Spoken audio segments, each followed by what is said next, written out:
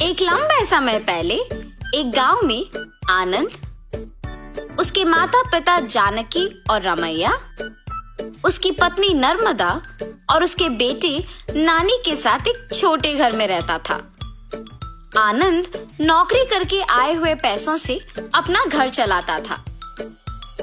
जानकी उसकी बहू नर्मदा से सारे काम करवाती थी और उसे हमेशा ताने मार मार के दुखी करती थी, मगर नर्मदा उसे कुछ ना कह के चुप बैठती थी।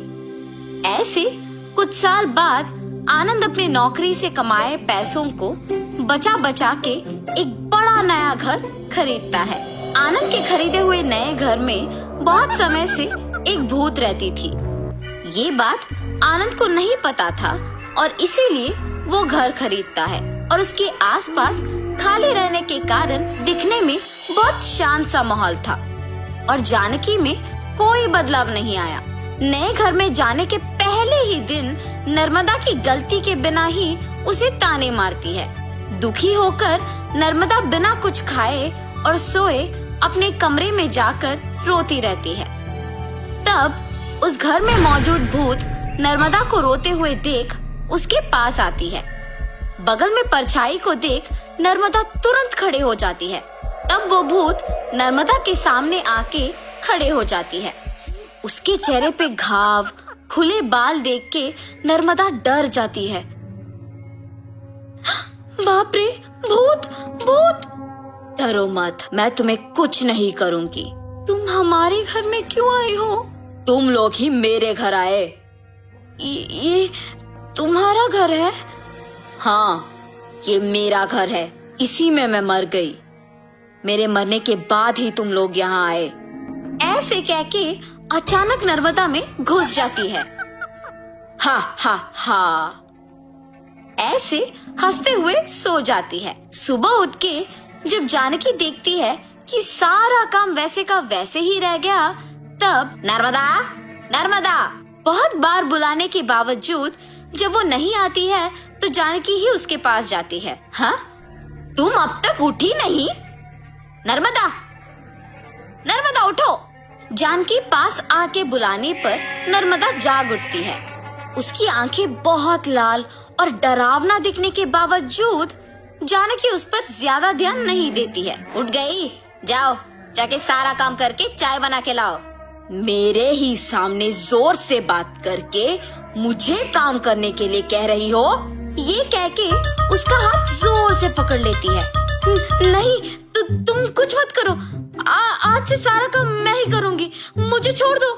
जाओ, जाके सारा काम करो। ठीक है, ठीक है।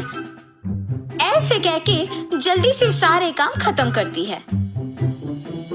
ये क्या सच में मेरी बहू है?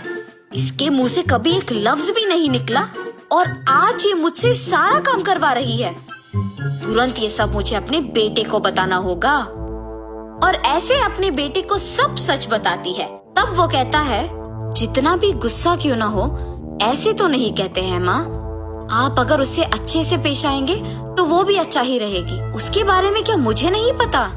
उसके बेटे का ऐसे बात करने पर जानकी कुछ नहीं कहती है और अपनी बहू से डरने के कारण वो सारे काम खुद ही करती है।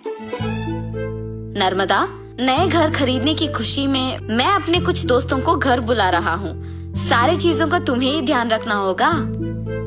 ऐसे बोल के चला जाता है। नर्मदा कुछ बात किए बिना खड़े रहती है। उसके बगल में खड़े जानकी के पास जाके वो कहती है, तुम्हारे बेटे की बातें सुनी है ना तुमने? सारी तैयारी तुम्हें ही करना होगा। ऐसे जोर से कहती है।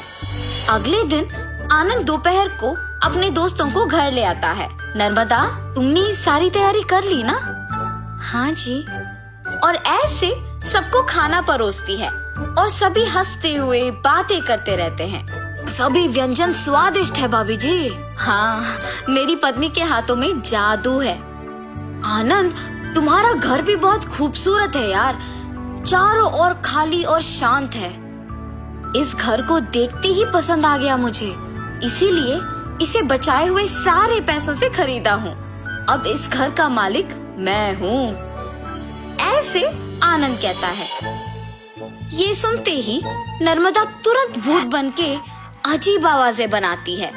उसका सिर नीचे झुका रहता है और अजीब आवाजें आने के कारण सभी उसी को देखते हैं। नर्मदा, क्या हुआ तुम्हें? नर्मदा अचानक अपना सिर ऊपर करती है और क्या इस घर का मालिक तुम हो? मैं हूँ इस घर की मालकिन। ऐसे उसे घूरने पर आनंद अचानक हवा में ऊपर उड़ने लगता है। नहीं, ये तुम्हारा ही घर है, मुझे छोड़ दो। ऐसे कहने पर आनंद को नीचे छोड़ देती है।